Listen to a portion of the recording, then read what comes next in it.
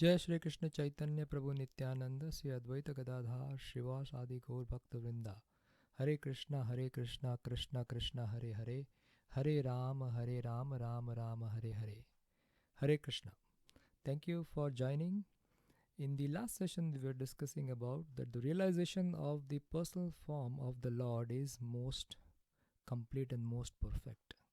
So, in that paragraph, Srila Prabhupada is mentioning that the supreme absolute truth is in ultimate issue a person, and realization of the personality of the Godhead is realization of the all transcendental feature in his complete form. So the supreme or the supreme most realization among all forms of realization of the Lord as Brahman, Paramatma and Bhagavan, the supreme most is the personal form of the Lord, and that Sri Krishna is the absolute truth. So there is a difference between absolute truth and God. Absolute truth means source of everything. God is just like a controller of something, some area, some domain. So that's the difference. Then we discussed about different manifestation of the Lord, and from the Lord who manifests different energies, uh, and those different energies of the Lord are the supreme, the Lord himself, and the controlled living being, the cosmic manifestation, or the material world which we see around us. Those 24 elements consist of 24 elements, and they are created and annihilated again and again. And then within the supreme existence of the Lord, there is eternal time and the karma which is associated with the living entities. So um, the different realizations of the Lord is, one is the impersonal realization which is the Sat feature of the Lord, and the Paramatma realization is Sat and Chit features of the Lord, whereas the Bhagwan realization which is ultimate is the realization of the absolute truth, Lord Sri Krishna. Next is the discussion. Before that, we actually discussed about the Dasa Mula Tattva. So Dasa Mula Tattva is nothing but the expansion of the teachings of Lord Chaitanya. So Lord Chaitanya, um, basically he gave that the essence of the Veda, is like three things or three subject matters. This the Vedic literature describes the three subject matter as Bhagwan Sambandha, Bhakti Abhideya, and Prema Prayojana. So Bhagwan Sambandha means our relationship with the Lord. Currently, our relationship with the Lord is not in proper respect, so that needs to be re-established. So in order to re-establish then the sambandha with the Lord, then we need to know about the Lord and our Lord's position and our position.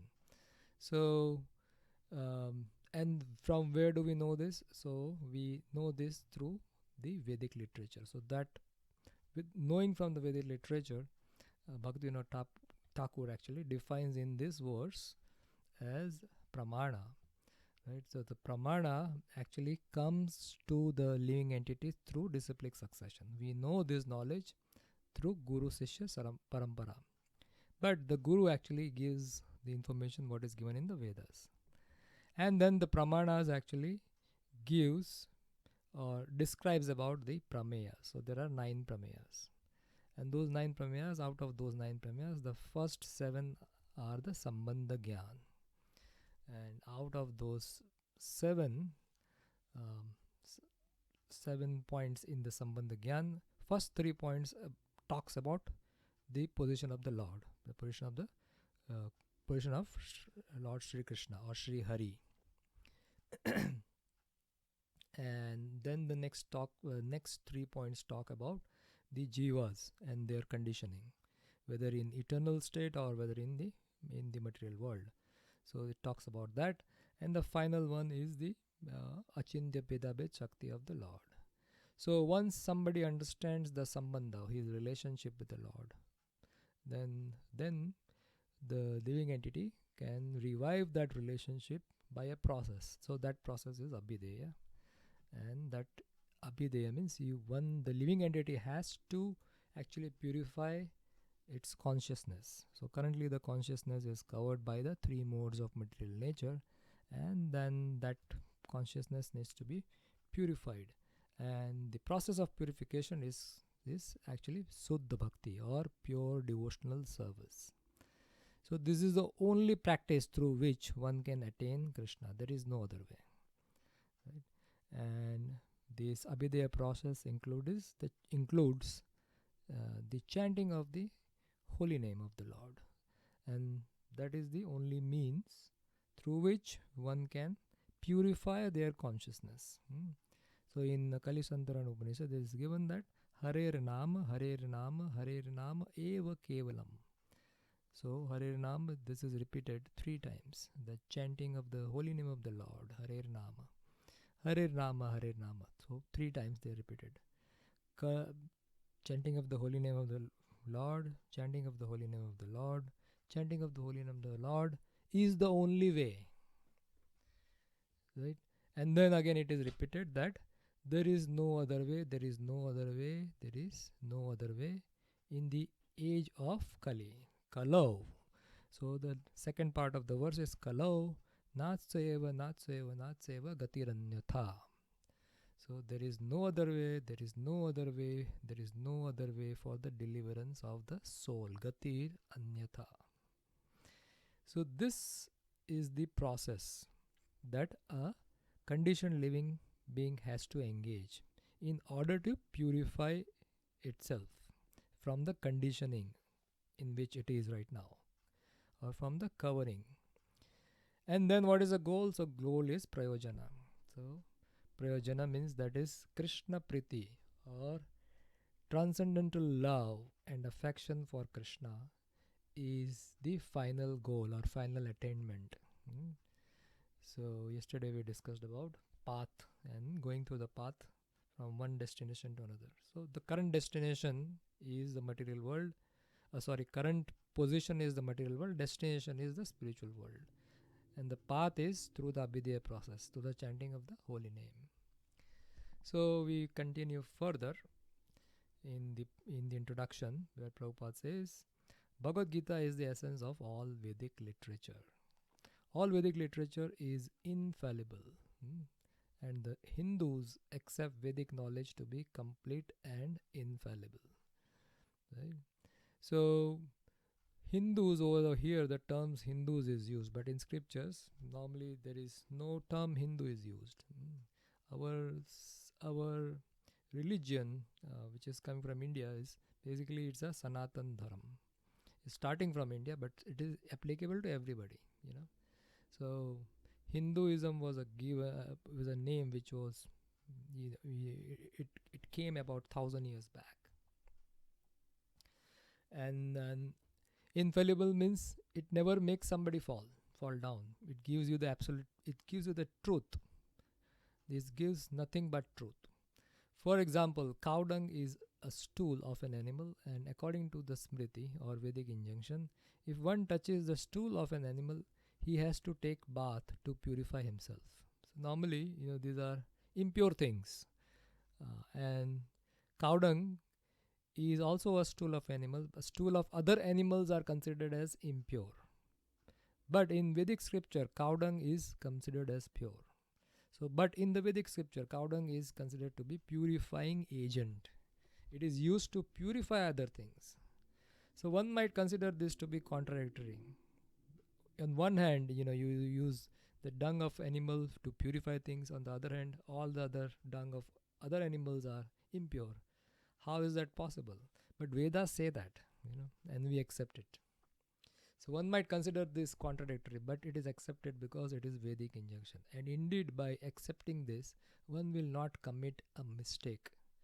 Because we need to understand that the Vedas are actually words of God. They are coming directly from God. Vedas has 2 parts. One is Shruti, other is Smriti. So Shruti is the word directly given by the God, and then Smriti is the explanation given by the Acharyas. So both are actually part of Vedic scriptures. And those acharyas which gives write the Smriti, actually that knowledge to those acharyas are revealed, and then based on whatever is revealed, they write those scriptures. So that is not also human made. It is also um, following the principles of the Vedic parampara or knowledge, or Vedic knowledge rather. So here one might consider this contradictory, but it is accepted because it is in the Vedic injunction, and indeed by accepting this one will not commit mistakes. Subsequently, it has been proved by modern science. So nowadays they have already proved it, that cow dung contains all antiseptic properties. That is the only, you know, that is the only thing that is used for, fertilizing the plants. Cow dung can be used in many parts of India. In fact, in the Western countries also they are using it for natural fertilization. It's organic fertilization or fertilizer, not fertilization, but fertilizer. So Vedic knowledge is complete because it is above all doubts and mistakes. And Bhagavad Gita is the essence of all Vedic knowledge. So in 700 verses, Krishna actually, gives the complete essence of the Vedas to Arjuna. And then he also gives the conclusion of the Veda. Vedescha sarver aham eva vedya. After reading all the Vedas, Krishna is saying, I am to be known. He is saying in Bhagavad Gita, chapter number 15, verse number 15. He describes that he is the compiler. So let's see that verse. BG 15.15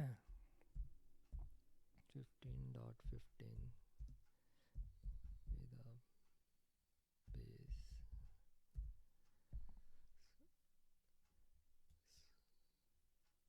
So here is the verse: Sarvasva chaham vriddhi sannivishta mattah smriti jnanam apohanam cha vedascha sarve ahameva vedyo vedanta krit veda vidavachaham. So Krishna is saying, I am seated in everyone's heart. So what does this mean? So we have understood about the Lord or Krishna can be realized as Paramatma.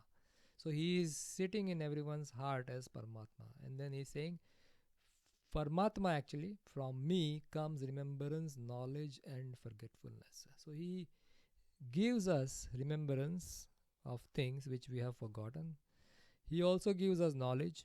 Now he gives us, he's a source of giving both material and spiritual knowledge. And he also gives us forgetfulness. Now this is a very important piece, because if we remember everything, we can become crazy. So he gives us forgetfulness of those unfortunate incidences that happens in our life.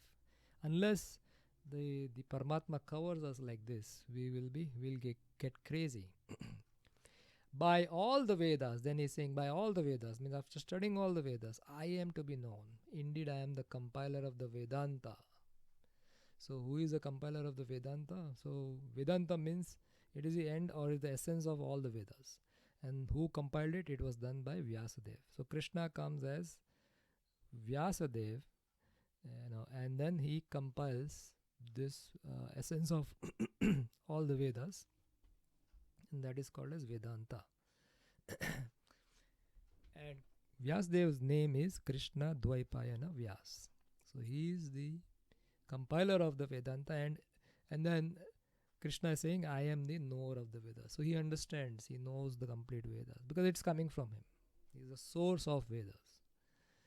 So the point here is, by this one verse, Krishna is saying that by all the Vedas I am to be known. Means if you study the entire Veda and if you do not understand Krishna, then the study becomes useless, because that's the ultimate information or the knowledge that we want to gain from reading the Bhagavad, from the Vedic knowledge. So here that's why Prabhupada says that it is Bhagavad Gita is the essence of all Vedic knowledge. So he is Vyasadeva was compiling when the discussion between Arjuna and Krishna.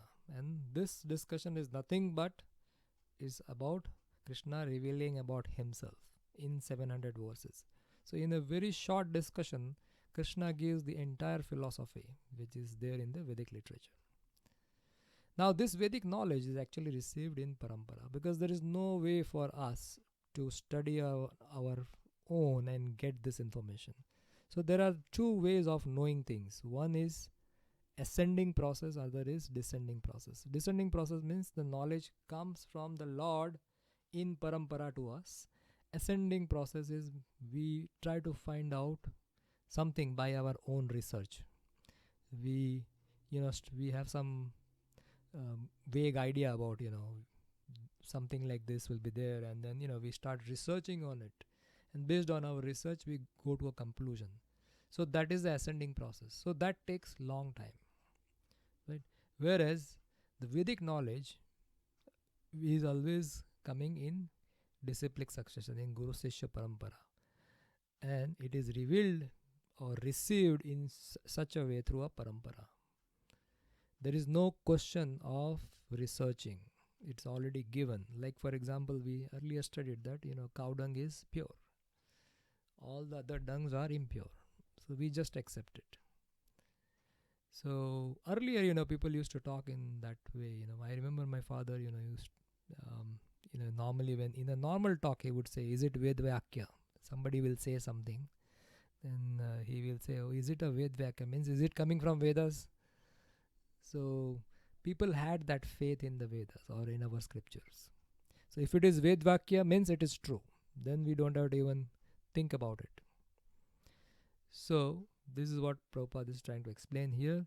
Vedic knowledge is not a question of research. Our research work is imperfect because we are researching things with imperfect senses. So this is another concept, that the living entities or us, the senses which we have are not in perfect condition to know everything.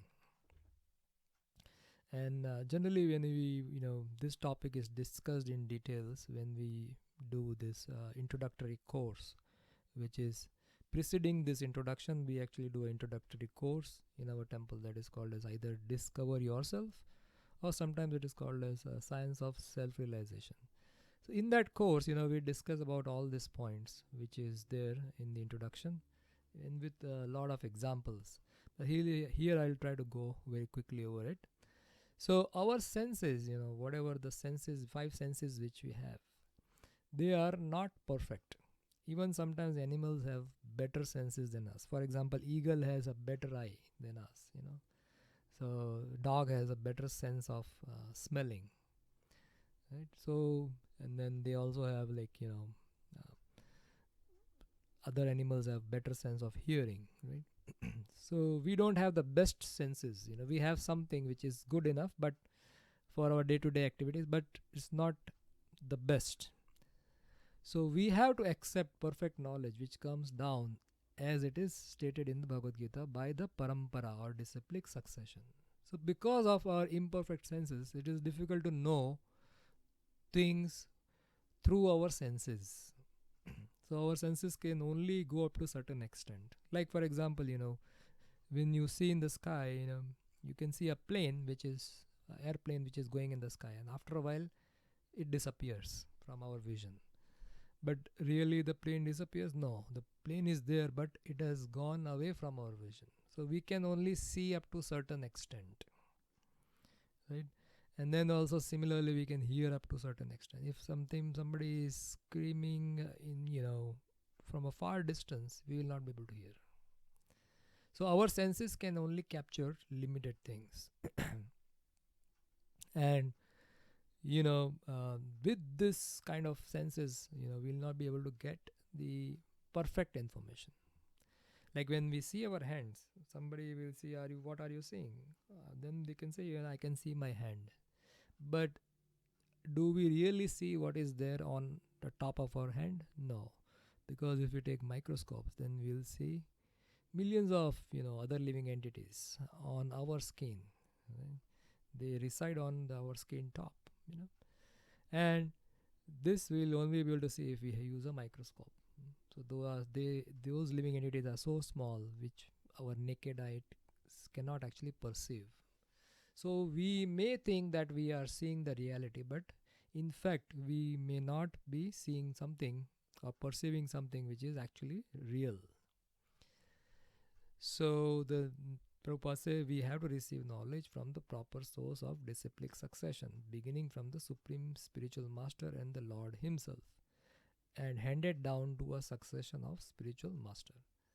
So before I was just giving the example of that if I see my hand, let's say I am only seeing my hand, but there are other living entities which we can see through the microscope. So when we accept another authority, like the scientists say that no, on your skin top there are other living entities, other bacteria or viruses or whatever.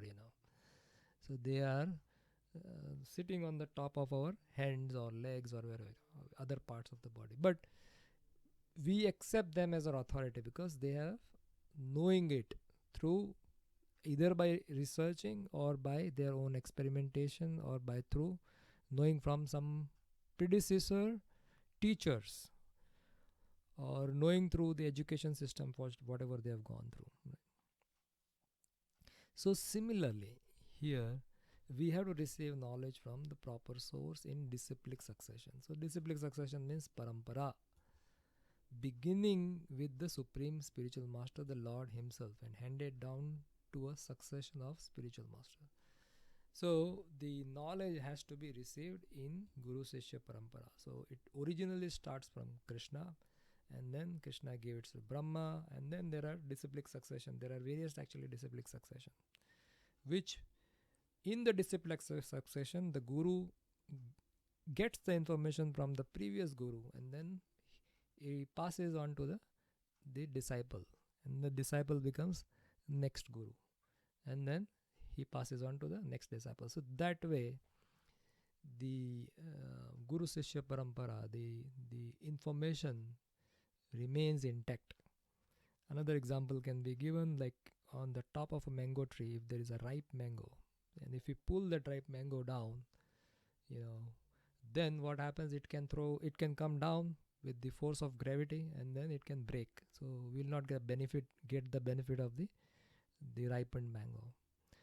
But if that mango, somebody climbs on the top of it and picks up that mango and then give it to the next person, hands it to the next person, and the person who received it again hands it to the next person, if that mango is passed in that way, then when the mango comes down from the tree, it remains intact. Okay.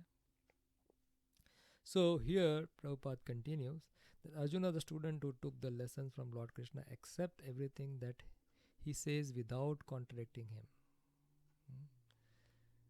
So he accepts the message what Krishna has given. One is not allowed to accept one portion of Bhagavad Gita and not another. No, Prabhupada is saying we must accept Bhagavad Gita without interpretation, without deletion, without our own whimsical participation in this matter. So this is very clear. We have discussed this particular point right in the beginning, that the message cannot be changed. Or if I don't like certain portion of Bhagavad Gita, it's not like that I cannot accept that part of the Gita. That part of the Gita is not good, which I don't like. This part of the Gita is good because I like it. No, this is coming from the Lord. So we cannot change or interpret. We have to accept the message of the Lord as it is. Then the medicine will have potency. Otherwise, the medicine is distorted by us or our predecessors, and then we don't get the effect of the same medicine. So continuing, we must accept Bhagavad Gita without interpretation, without deletion, and without our own whimsical participation in this matter. The Gita should be taken as the most perfect presentation of the Vedic knowledge. Vedic knowledge is received from transcendental source, and the first word was spoken by the Lord Himself. The words spoken by the Lord are called as Apurushaya. Purushaya means This is apurusheya over here, meaning that they are different from the word spoken by a person of mundane world who is infected with four defects. So the purushas of this world, like us living entities, are sometimes called as purushas. Normally the purusha term is used for the Lord, but sometimes the word Krishna also uses in Bhagavad Gita, purusha prakriti stohi, 13th chapter, he is using this word. That purusha, that is the word which is used for the living entity. Normally the Lord is purusha and we are prakriti, but when we have tendency, like we want to copy the Lord of enjoyment, then our then the word used for those kind of living entities or us, is purusha, because we are trying to copy or imitate the Lord. So normally Lord is a purusha, but when we try to do like that as Lord, then we are called as purusha, but actually we are not purusha. So the living entity has four defects. First defect is it commits mistakes, and then the second is it's invariably illusioned, and third is it has a tendency to cheat others, and the fourth is it is limited by imperfect senses. Yeah. So I heard somebody put in a nice sequence these four things. First is if we have imperfect senses, which we saw earlier, that we have imperfect senses, and we gave example of that. So because we have imperfect senses, then invariably we get illusion, because we see something and we think it to be otherwise or something else. So that's why we get illusion, and that's why we commit mistakes. So that is a third one. And even though we commit mistakes, then we want to cover it up.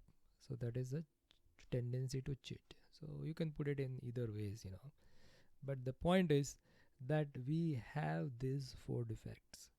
Now with these four imperfection or defects, one cannot deliver perfect information of all pervading knowledge. So one cannot understand about the Supreme Lord to the level they should be able to understand, because they cannot understand anything actually about the Supreme Lord. And so that's why the word which is spoken by the Lord is apurusheya, means he is beyond this mentally, in the people of this mundane world who are conditioned, right? So that is the meaning of apurusheya. So here is a summary of what we have seen, that we have four defects, and because of these four defects we should accept the message only from somebody who is perfect. So the Lord is beyond these four defects. Even when he comes in this material world, he is not covered by these four defects, or he is not actually covered by anything. He is transcendental when he comes to this material world, and that's why he gives the perfect knowledge in the way, in the means of, basically he gives the Bhagavad Gita, which is consisting of all the essence of the Vedic literature. And then that Bhagavad Gita or this Vedic knowledge needs to be received in parampara. So in this parampara, the Lord Krishna gave to Arjuna, also the Lord Krishna gave it to Lord Brahma, and the message was thus passed in disciplic succession from Lord Brahma onwards. So there are four sampradayas, there are four Vaishnava sampradayas. Vaishnava means one who is a devotee of Lord Vishnu, that is Vaishnava. Devotee of Lord Vishnu is Vaishnava. And there is a four Vaishnava sampradaya, and then there is a Mayavad sampradaya. So Mayavad, let's understand Mayavad sampradaya first. So Mayavad sampradaya was started by Adi Sankaracharya. Their goal is to merge into the Brahma Jyoti. And in, I think, the next few sessions I'm going to show few slides which will give us a picture form of the entire creation, and then we'll understand what is Brahma Jyoti. Actually Brahma Jyoti we have already studied. Brahma Jyoti or Brahman is the effulgence of the Lord. So they want to all merge. The teachings of Mayavad Sampradaya is they want to merge in the Brahma Jyoti. And it was started by Sankaracharya. And then the four Vaishnava Sampradayas are the Brahma Madhava Gaudiya Sampradaya. So we ISKCON actually come in this Sampradaya, Brahma Madhava Gaudiya Sampradaya, and it started by Brahmaji. And then there is a next Sampradaya, Lakshmi Sampradaya, Sri Sampradaya. And there are Acharyas in Sri Sampradaya, Ramanujacharya, who is very famous and very elevated Acharya. And a lot of things we are going to study in Bhagavad Gita, the purports, what Prabhupada has given, is actually from Ramanujacharya's commentation.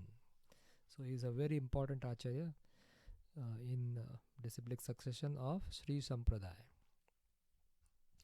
And Rudra Sampradaya was actually, so Sri Sampradaya was started by Lakshmi Devi, Brahma Sampradaya was started by Brahmaji, and then Rudra Sampradaya was started by Lord Shiva.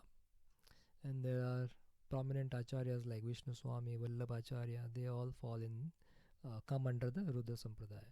And then the fourth Sampradaya is started by the four Kumaras. And those four and then the Nimbarka Swami is the Acharya, prominent Acharya in the Kumara Sampradaya. So I have given some details over here, and actually we are going to go into more details about the Sampradaya, in later time. So this is just to give an idea that these are four schools. These are like universities. And the goal of all these four schools is actually devotion of Vishnu or Krishna, right? So they all talk about Krishna. The message in all this sampradaya is similar. It's not exactly same, but it is similar, and they all consider Vishnu or Krishna as the Supreme Lord, who is actually from Vaikuntha or Goloka. And we are all stuck in this material world, and the goal of the life is to go back to Godhead. So learn about this philosophy and go back to Godhead. But this message is presented in different ways in different scriptures, but they all follow the Vedic literature, and the goal is similar, that is Krishna or Vishnu. With this, we'll stop here and we'll continue in the next session further. And Srila Prabhupada ki jai, Srimad Bhagavad Gita ki jai, Gaur Premanande Haribol.